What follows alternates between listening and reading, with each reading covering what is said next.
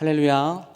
현장에서 그리고 또 온라인으로 예배 자리에 나오신 모든 광연의 성도님들을 환영하고 축복합니다. 특별히 오늘은 8월 15일이죠. 우리나라가 일제 시하에서 자유를 얻게 된 날입니다.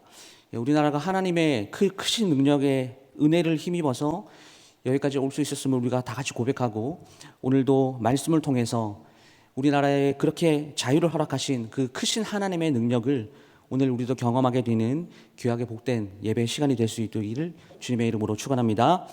이 시간 함께 읽은 이 본문의 말씀을 가지고 복음의 능력이라는 제목으로 하나님 말씀을 나누겠습니다. 우리가 오늘 읽은 이 로마서는 사도 바울이 로마에 있는 그리스도인 공동체에게 보낸 서신서입니다. 이 서신서는 역사상 가장 위대한 문서 중 하나로 꼽히고, 교회사 가운데서도 이 정통교리를 확립하는 데 많은 영향을 미쳤습니다. 우리가 잘 알고 있는 이 종교개혁자 마틴 루터라고 하는 사람도 이런 말을 했습니다. 로마서가 그 자체 안에 성경의 전체 의도를 내포하고 있으며 신약 또는 복음의 가장 완벽한 개요다, 이런 찬사를 아끼지 않았습니다. 그리고 역사상 가장 위대한 이 교부들과 그리고 이 신학자들의 가르침 또한 오늘 이 로마서에 기초하고 있을 정도로 사도 바울이 쓴 로마서는 당시 이 건전한 신학을 형성하는 데 아주 중요한 역할을 했습니다. 그 중에서 오늘 우리가 함께 읽었던 이 본문의 말씀은 로마서 1장부터 16장 전체 핵심 구절 중에 하나라고 이야기할 수가 있습니다. 그 가운데서도 가장 핵심적인 단어는 단연 복음입니다. 오늘 16절 말씀을 다시 보시게 되면, 내가 복음을 부끄러워하지 아니하노니 이 복음은 모든 믿는 자에게 구원을 주시는 하나님의 능력이 됨이라, 이렇게 기록을 하고 있습니다. 첫 번째 문장에 바울이 나는 복음을 부끄러워하지 않는다라고 말을 하고 있습니다.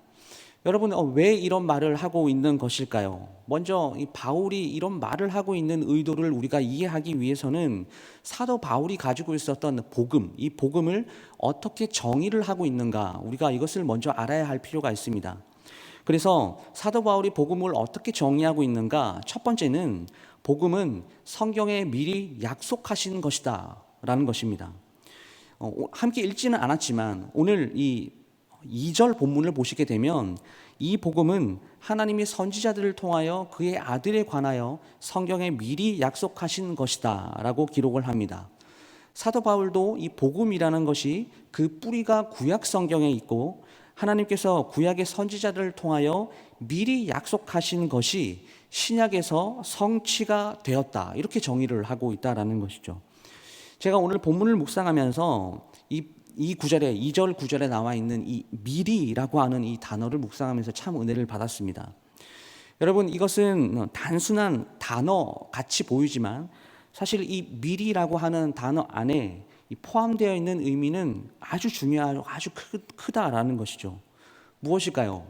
복음이라는 것이 어느 날 갑자기 우연히 우리에게 왔다가 사라져버리는 것이 아니라 아주 오래전부터, 창세전부터 하나님께서 예정하시고 약속해 오신 영원한 진리다라고 하는 것입니다. 근데 이것이 하나님의 사랑에 기인된 것이다라고 우리는 이렇게 이야기할 수 있습니다.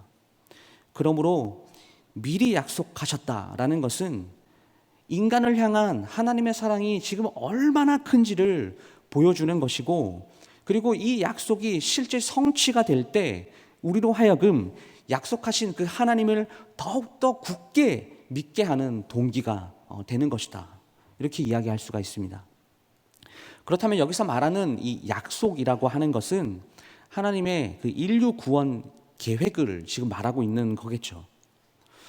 바울도 본문에서 하나님께서 구약의 선지자를 통하여 미리 약속하신 그 인류 구원 계획이 신약에 와서 비로소 성취가 되었다라는 것을 말을 하고 있습니다. 그렇다면 하나님께서 이렇게 구약에 미리 예언하고 약속하신 이 인류 구원 계획은 과연 누구를 통하여 성취가 되는 것일까요? 둘째로, 복음은, 그리고 그 복음의 성취, 그 중심에는 하나님의 아들 곧 예수 그리스도가 있습니다. 3절 본문의 말씀을 보시면 이렇게 기록하고 있습니다. 그의 아들에 관하여 말하면 육신으로는 다윗의 혈통에서 나셨고, 4절 말씀에는 성결의 영으로는 죽은 자들 가운데서 부활하사 능력으로 하나님의 아들로 선포되셨으니 곧 우리 주 예수 그리스도시니라. 바울은 이 복음은 구약에서부터 약속된 그 인류 구원 계획이 바로 하나님의 아들 예수 그리스도께서 죽은 자들 가운데 부활하심으로 성취가 되었다라는 것을 말하고 있습니다. 이 성경 66권 전체는 이처럼 오실 예수님에 대한 예언의 말씀이 기록되어 있고, 그리고 오신 예수님께서 인류 구원을 위하여 하신 일들, 그에 관한 내용으로 가득 채워져 있습니다. 오늘 우리가 함께 읽었던 이 4절에서는 죽었다가 다시 살아나심, 즉 부활은 하나님의 능력이다라고 이렇게 말을 하고 있고, 이 구원의 우리가 이제 구속사적 일련의 모든 과정을 통하여서 예수 그리스도께서 하나님의 아들로 선포되셨다. 여기서 선포되셨다라는 것은 선언되었다, 확증되었다라는 말인데, 이렇게 하나님의 아들로 선포가 되었다라고 말을 하고 있습니다. 그러나 우리가 이 본문을 읽으면서 오해하지 말아야 될 것이 있습니다. 무엇이냐면요, 부활을 통해서 그리스도께서 하나님의 아들로 선포되셨다라는 것을, 그렇다면 원래 하나님의 아들이 아니었는데 부활이라는 것을 통해서 비로소 하나님의 아들이 되신 것인가, 이렇게 생각하는 것입니다. 당연히 그게 아니겠죠.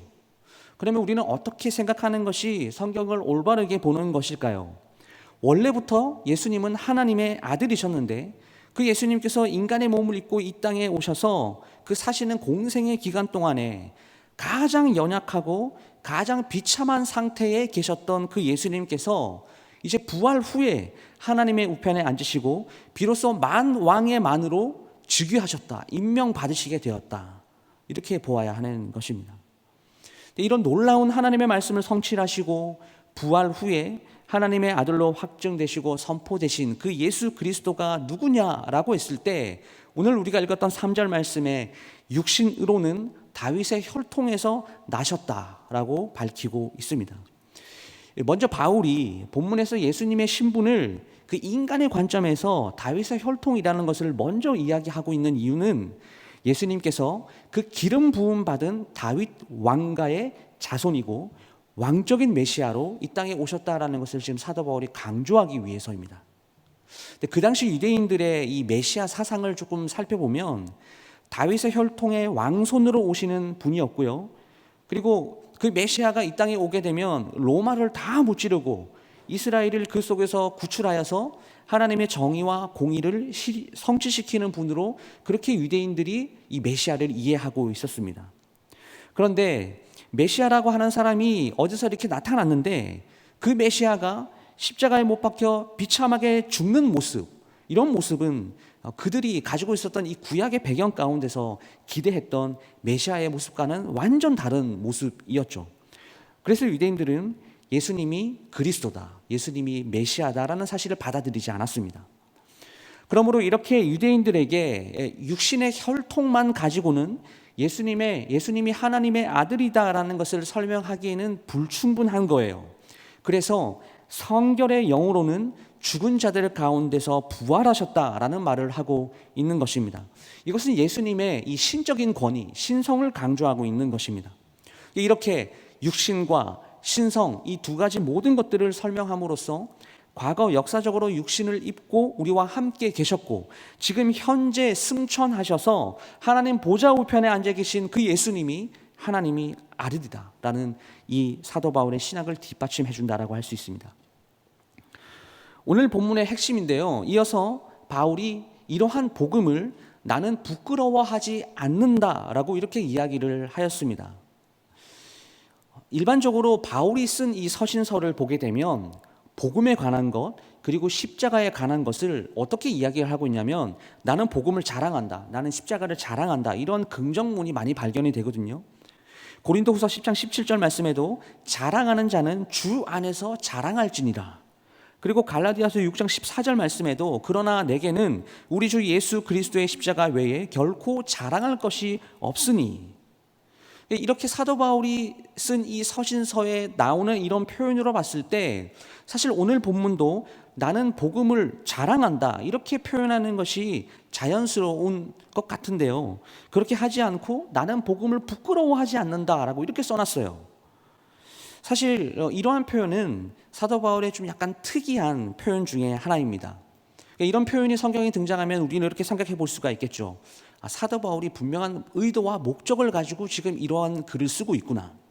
네, 그렇습니다. 사도 바울이 본문에서 이러한 표현을 쓴 것에는 분명한 목적과 이유가 있었기 때문입니다. 바울이 로마서를 기록할 당시는 로마라는 나라가 전 세계의 패권 국가였고, 그리고 헬라 문명이 꽃을 피우고 있었던 시대였습니다. 로마는 당시에 전 세계 패권 국가였기 때문에 엄청난 군사력을 소유하고 있었습니다. 그래서 그것에서부터 오는 그 무력의 힘, 권력의 힘, 그리고 무력을 아주 신봉했던 나라였습니다. 다시 말해서 힘과 이 권력의 철학이 헬라의 철학을 완전 압도해버리고 있을 때였다라는 것이죠. 그래서 요한복음 18장 33절 말씀을 보시게 되면 예수님께서 이 빌라도에게 신문을 받으실 때 무릇 진리에 속한 자는 내 소리를 듣느니라 이렇게 이야기를 하자, 그 빌라도가 예수님께 이렇게 이야기합니다. 진리가 무엇이냐라고 이렇게 반문을 합니다. 근데 사실 이것은 빌라도가 순수하게 이 진리가 뭔지 몰라서 지금 이렇게 묻는 것이 아니라 예수님의 말씀에 너무 어이가 없어서 비꼬면서 비웃으면서 반문하고 있는 것이죠. 빌라도의 생각에는 이 진리라는 것, 곧 십자가에 죽게 될 처지에 너가 무슨 진리를 지금 쓸데없이 논하고 있느냐, 이런 말입니다. 진리하면 전쟁에서 이기는 거, 승리하는 것이 진리지 패배해놓고 무슨 진리를 운운하느냐, 이기고서 진리를 논하는 것이지 곧 너처럼 이렇게 저주받은 십자가에 죽을 사람이 무슨 진리냐, 지금 네 처지의 진리를 어떻게 이렇게 말할 수 있느냐, 바로 이러한 내용입니다. 여러분, 아무것도 알지 못하는 이 무지와 교만에서 오는 아주 무서운 비웃음인 것이죠. 그러니까 이와 같이 로마 사람의 시각으로 보게 되면 예수님의 십자가는 어때요? 너무나 부끄럽고 너무나 형편없는 거예요. 고대에 아주 유명한 철학자인 이 플라톤이라는 사람이 이런 말을 했습니다. 힘이 곧 정이다. 보배로운 헬라 철학이 꽃피우고 있었지만 로마에는 그 철학을 압도해버리는 힘의 철학이 지배하고 있었던 시기였기 때문에 그냥 갈릴리 바다에 살던 목수인 이 예수라는 사람이 십자가에 못 박혀 죽었다라는 것은 아무도 알아주지 않는 굉장한 사건이 아니다라는 겁니다. 역사적이고 철학적인 전통에 비추어 보면 예수님의 십자가는 그리스도인들에게는, 그 당시의 사람들에게는 부끄러운 것이에요. 그러나 바울은 지금 이러한 배경 속에서도 오늘 이렇게 고백하고 있습니다. 나는 복음을 부끄러워하지 않는다.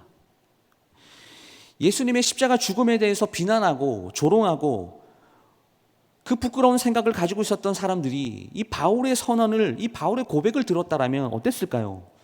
앞서 말씀드린 이 빌라도와 같이 너무 어이가 없어서 콧방귀를 꼈을 겁니다.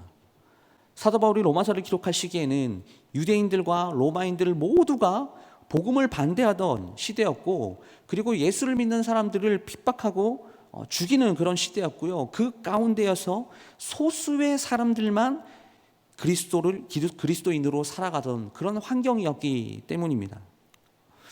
아마도 그 당시에 매일 이렇게 핍박당하면서 예수를 믿던 사람들에게 사도 바울이 이런 표현에는 이런 의도가 있었을 것 같아요. 걱정하지 말아라. 나도 십자가를 부끄러워하지 않는다. 복음은 부끄러운 것이 아니다라고 그들을 위로하기 위해서 담대하게 이런 이야기를 한 것은 아닐까요? 두려워하지 말고 예수 잘 믿어라. 십자가를 잘 지키고 잘 수호하라. 또 이런 의도에서 말이죠. 그렇다면 바울은 오늘 본문에서 자신이 왜 복음을 부끄러워하지 않는다라고 말을 했을까요? 그 이유를 오늘 본문의 근거에서 두 가지로 말할 수 있습니다. 다시 한번 오늘 16절 본문을 한번 볼까요? 16절입니다. 내가 복음을 부끄러워하지 아니하노니 이 복음은 모든 믿는 자에게 구원을 주시는 하나님의 능력이 됨이라. 먼저는 유대인에게요, 그리고 헬라인에게로다. 첫 번째로 복음을 부끄러워하지 않는다라고 고백한 그 이유는 복음이 구원을 주시는 하나님의 능력이 되기 때문입니다.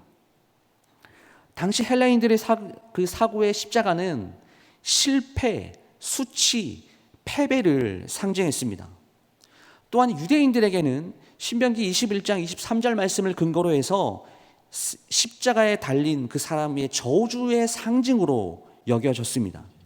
나무에 달린 자는 저주를 받았다라는 내용이 나오거든요. 근데 이 선지서를 쓰고 있는 사도 바울도 회심 전에는요, 복음을 너무나 싫어했던 사람이었고 복음을 믿는 사람들을 죽이는데 자신의 모든 삶을 바쳤던 사람이었습니다.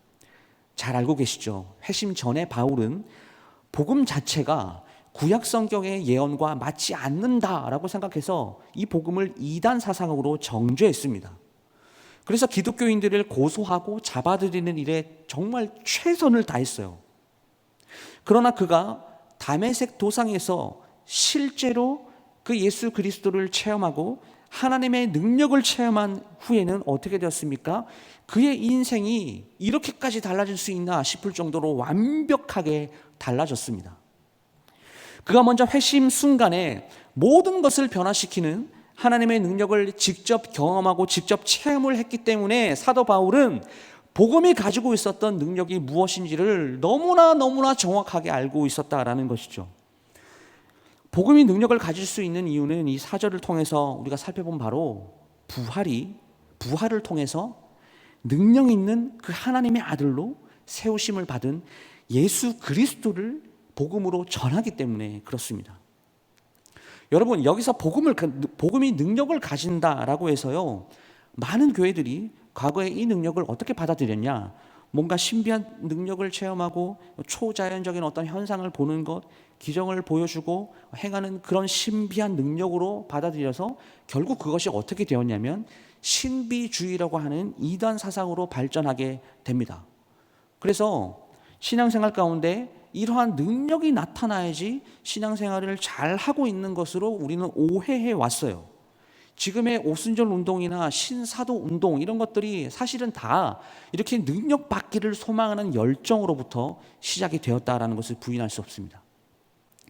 당시 헬레니즘 시대에도 마찬가지였어요.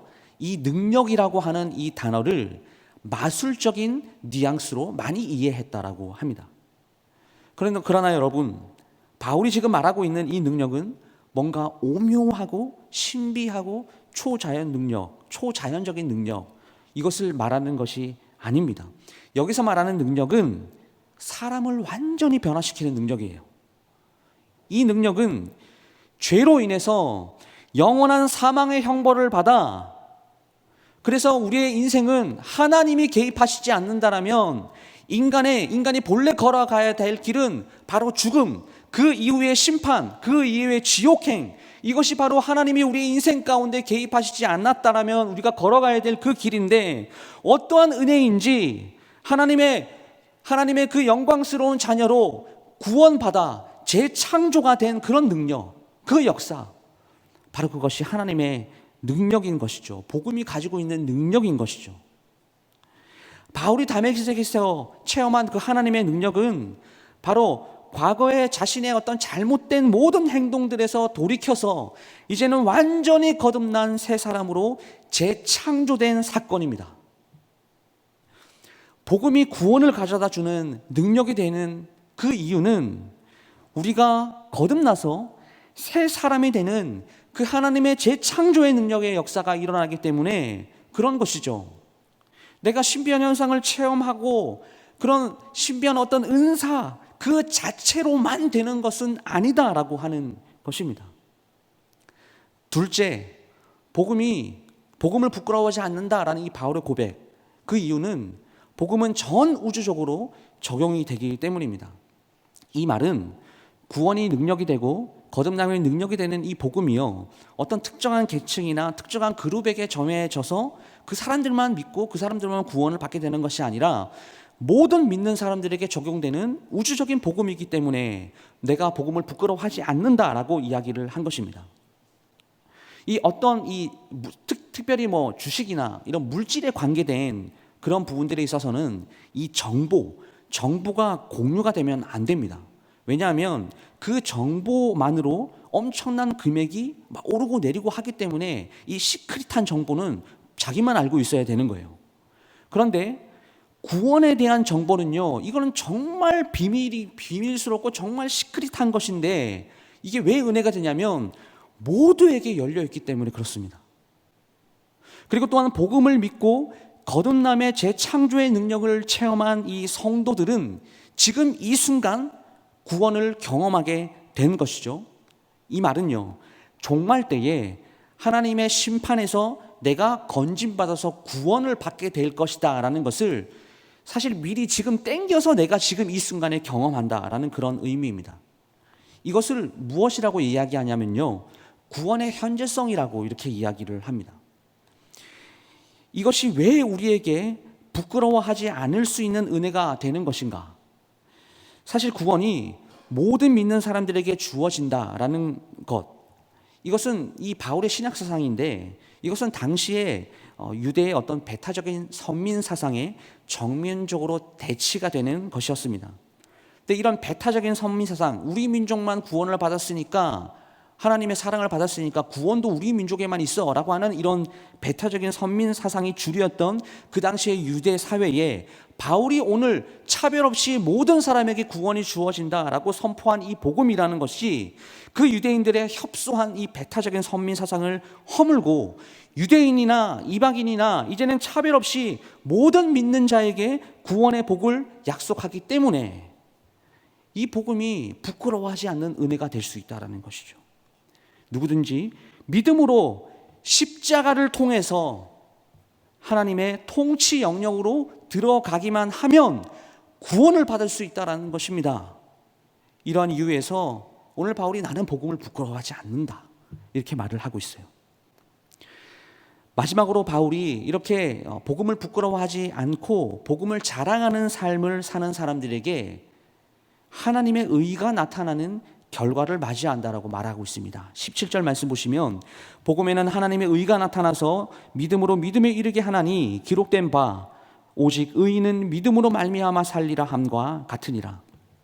우리가 읽었던 이 17절 말씀은 16절을 뒷받침해주는 결론과도 같은 말씀입니다.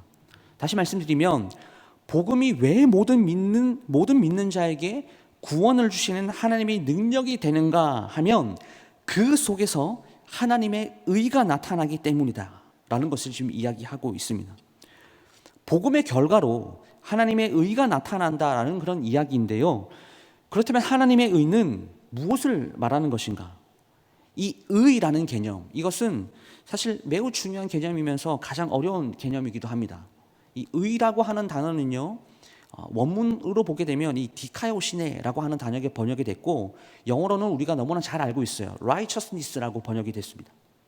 그 뜻이 공의, 경건, 칭의, 공정한 취급이라는 뜻을 가지고 있어요. 사전적으로는 사람으로서 지키고 행하여야 할 바른 도리를 가지고 있는 뜻입니다. 근데 이것이 우리에게 참 어려운 개념인데 구약의 언약의 배경을 이해하게 되면 사실 이 단어도 쉽게 이해가 됩니다. 하나님은 이스라엘 백성들과 언약 관계를 맺었기 때문에 이스라엘과 하나님은 서로에게 의무를 짊어집니다. 제가 좀 더 자세하게 설명을 드리면 하나님은 이스라엘 민족을 여러 어려움 가운데서 구원하시고 이스라엘을 힘들게 하는 그 이방 국가들을 징벌할 책임과 의무를 가지신다라는 것이고, 반면에 이스라엘 민족은 하나님께서 선택하신 거룩한 백성으로 하나님만 섬기고 사랑하고 경외해야 되는 의무를 가지고 있어요. 하나님과 이스라엘 백성들을 서로 의무와 책임을 가진다라는 겁니다. 그렇다면 여기서 말하는 하나님의 의는 무엇이겠습니까? 자기가 택한 그 이스라엘 백성들을 향하여 짊어지신 책임과 그 의무를 성실하게 하나님께서 이행하실 때 우리 인간의 입장에서는 하나님이 의로우신 분이구나, 의로우신 하나님이구나, 이렇게 불릴 수 있다는 것을 말하는 것입니다. 여러분, 사도 바울이 말하고 있는 이 하나님의 의는요, 이러한 관점과 동일합니다. 믿음으로 믿음에 이르게 한다라는 이 말은 이 표준 세번역 성경을 참고하게 되면 이 일이 오직 믿음에 근거하여 일어난다라는 말이에요. 정리하면 복음을 믿게 되면 우리에게 하나님의 의가 나타나게 되는데 그 의라는 것의 의미는 우리가 하나님의 자녀가 되었을 때 하나님께서 우리에게 향하여 짊어지신 그 책임과 의무를 성실하게 성취하시는 것, 이것을 의미한다라는 거죠. 그러니까 반대로 인간 입장에서는요, 그 언약 관계 가운데서 복음을 믿음으로 받아들인 우리가 이제는 하나님만 사랑하고 그분의 계명을 성실하게 지키는 그 의무를 다할 때 우리를 통하여서 하나님의 의가 나타난다, 드러난다, 이렇게 이야기할 수 있습니다.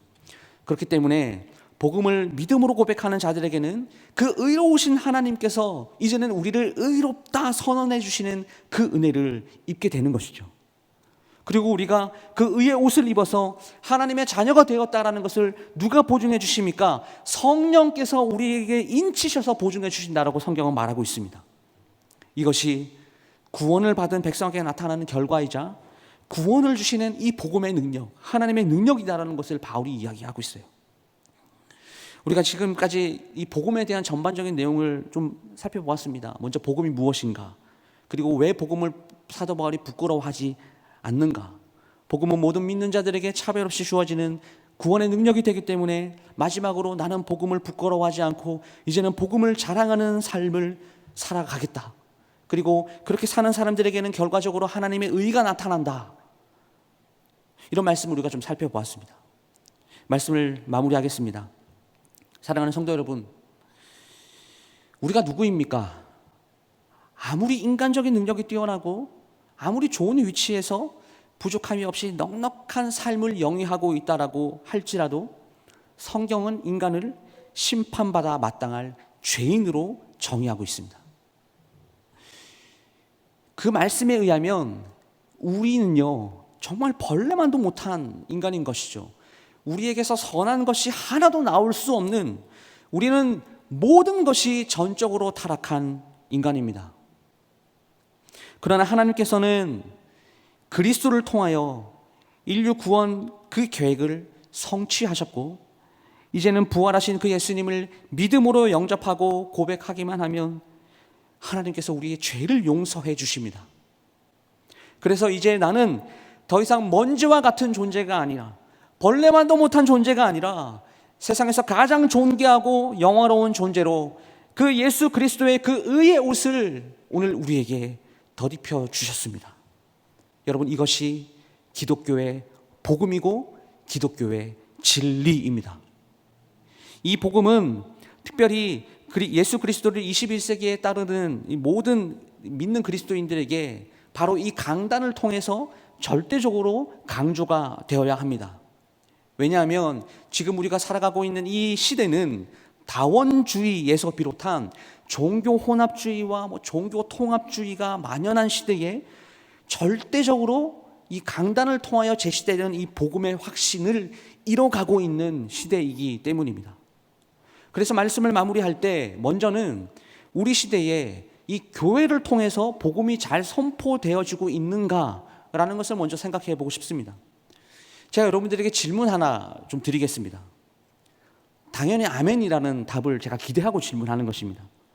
예수님께서 내가 길이요 진리요 생명이고 다른 누구를 통해서도 나에게 올 자가 없다라고 말씀하셨는데 여러분, 이 사실을 믿으십니까?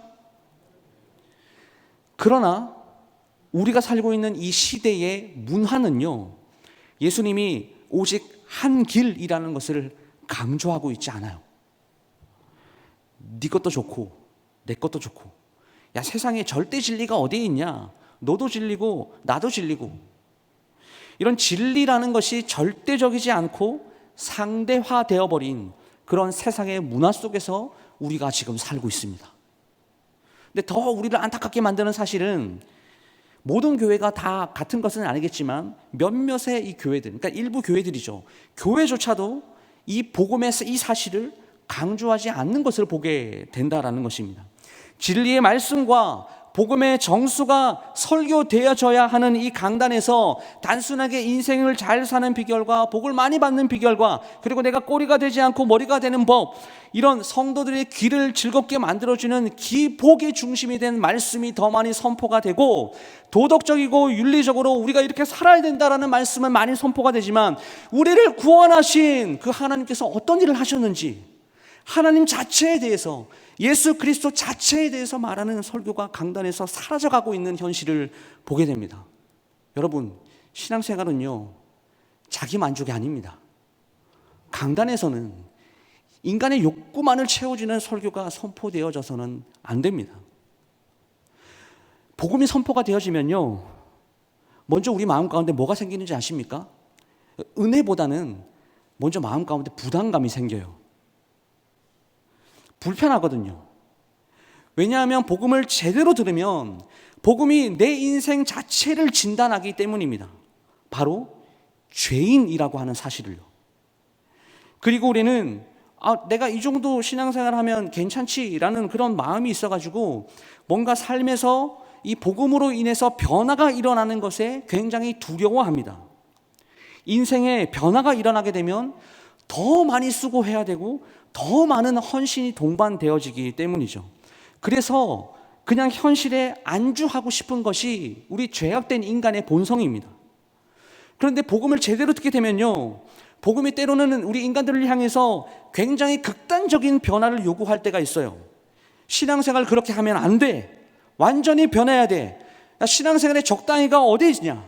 모든 것을 헌신하고 모든 것을 다 하나님께 걸고, 복음요, 우리에게 전체를 요구합니다. 그래서 복음을 듣게 되면 마음이 불편한 거예요. 그러나 사랑하는 성도 여러분, 그럼에도 불구하고 복음은 지금도 여전히 강단을 통하여 선포되어야 될 줄 믿습니다. 때로 복음이 우리를 불편하게 만들고 마음을 어렵게 만든다고 할지라도 예수 그리스도와 하나님께서 인류 구원을 위해서 하신 일들은 반드시 강조되어져야 된다는 것이에요. 그래서 오늘 바울과 같이 예수 그리스도의 그 복음이 주는 그 능력으로 나의 모든 것이 바뀌는 그 변화를 우리는 경험해야 하는 것입니다. 여러분, 변화를 두려워하지 마시기 바랍니다. 하나님의 능력으로 변화를 경험하게 된다라면 그 변화 이후에 모든 인생은 하나님께서 책임지신다라는 것을 신뢰하시길 바랍니다. 사랑하는 성도 여러분, 오직 한 길, 예수 그리스도만이 절대 진리임을 믿으시길 바랍니다. 예수 그리스도만이 생명입니다. 오직 구원은 예수 그리스도를 통해서만 받을 수 있고, 오직 예수 그리스도를 통해서 우리는 하나님께로 갈 수가 있습니다. 그분이 우리의 모든 것을 아시고 우리 모두의 전 인생을 지금도 이끌고 계시며 우리의 전 인생을 책임져 주신다라는 사실 또한 믿으시길 바랍니다. 우리의 생각과 우리의 방법, 우리의 모든 가치를 뛰어넘어서 모든 것을 주관하시는 그 만왕의 왕, 그 하나님께서 하나님의 방법으로, 하나님의 원하시는 그 뜻대로 우리의 인생을 빚어나갈 것을 믿습니다. 다음으로 생각해 보고 싶은 것은, 이 복음을 믿는 사람들에게는 하나님의 의가 나타난다라고 이야기했는데, 이 하나님의 의가 어떠한 결과로 나타나는가 하는 것입니다. 간단해요. 바로 성령의 열매입니다. 여러분, 열매로 알리라라는 이 말도 아시죠? 이 열매로 알리다라는 것은요, 내가 복음을 듣고 하나님의 사람이 되었는가 아니면 아직 내가 하나님의 사람이 되지 않았는가를 판단 짓는 굉장히 중요한 기준이 됩니다. 복음으로 맺어지는 열매는 무엇일까요? 오늘 본문에 의하면 이전 것은 사라지고 완전히 새로운 모습으로 달라지는 것이죠. 여러분, 우리가요, 세상의 옷을 입고 있으면 그냥 평범한 사람으로 밖에 보이지 않습니다. 그러나 예수 그리스도께서 우리에게 자신의 의의 옷을 주셨습니다. 근데 이 옷은요, 전심갑주의 옷인 것이죠.